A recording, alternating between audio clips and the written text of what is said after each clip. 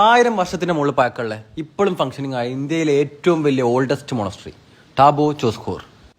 കിന്നോറ വിട്ടുന്ന സ്പിറ്റി വാലി കയറാണ്. സ്പിറ്റി എന്ന് പറഞ്ഞാൽ അത് മിഡിൽ ലാൻഡ്, അതായത് ഇന്ത്യന്റെയും ടിബറ്റിന്റെയും നടുവുള്ള ലാൻഡ്. സ്പില്ലോന്നിന് അങ്ങോട്ട് കാത വരെ പമ്പില്ലാത്തതുകൊണ്ട് ഒരു 3 ലിറ്റർ ബ്ലാക്ക് ആകേണ്ടി വന്നു. ഇവിടെ സ്പിറ്റിയിൽ സമ്മർ ഭയങ്കര ഷോർട്ടാണ്. ആകെ 4 മാസം ഉണ്ടാവുള്ളൂ, ബാക്കി ഫുള്ള് വിന്ററാണ്. വിന്റർ എന്ന് പറയുമ്പോൾ ഏകദേശം -15 മുതൽ -45 വരെയൊക്കെ വരും. സ്പിറ്റിയിലേക്ക് കയറുന്നതിന് മുമ്പായിട്ട് ഒരു ഇന്റർലൈൻ പെർമിറ്റ് എടുക്കണം. ആകെ 100 രൂപ കോസ്റ്റ് വരുന്നുള്ളൂ. ആ കാണുന്നതാണ് സ്പിറ്റി റിവർ. ഹിമാലയന്റെ കുഞ്ചൻ റേഞ്ചിൽ നിന്ന് സ്റ്റാർട്ട് ചെയ്യുന്ന ഈ റിവർ 225 കിലോമീറ്റർ ഉണ്ട്. സ്പിറ്റിനെയും ലാവലിനെയും ഡിവൈഡ് ചെയ്യുന്നതും ഈ റിവറാണ്. മെയ് ആണ് ഇവിടേക്ക് വരാൻ പറ്റിയ ഏറ്റവും ആപ്റ്റായ ടൈമെങ്കിലും -10 വണ്ടി ഓടിക്കാൻ ഞങ്ങൾ കുറച്ച് കഷ്ടപ്പെട്ടു. ഏകദേശം 1.5 മണിക്കൂർ ടാബോയിലെത്തി. 996 AD സ്റ്റാർട്ടായ ഈ മൊണസ്ട്രി ഇന്ത്യയിലെ ഏറ്റവും ഓൾഡസ്റ്റ് മൊണസ്ട്രിയാണ്. തണുപ്പ് കുറയാൻ വേണ്ടിയിട്ട് നിലം മരം കൊണ്ട് വിരിച്ചിട്ട് ബാക്കി കംപ്ലീറ്റ് മഡ് കൊണ്ടാണ് ഈ മൊണസ്ട്രി ടെമ്പിൾ ഒക്കെ ഉണ്ടാക്കിയത്. 9 മഡ് കൊണ്ട് ഉണ്ടാക്കിയ ടെമ്പിളും 23 സ്റ്റൂപ്പാസും അടങ്ങിയ ഈ old monastery Ajanta of the Himalayas എന്നാണ് അറിയപ്പെടുന്നത്. ഓൾഡ് മൊണസ്ട്രിന്റെ ഉള്ളിൽ ഫോട്ടോഗ്രാഫി സ്ട്രിക്ട്ലി പ്രോഹിബിറ്റഡ് ആണ്.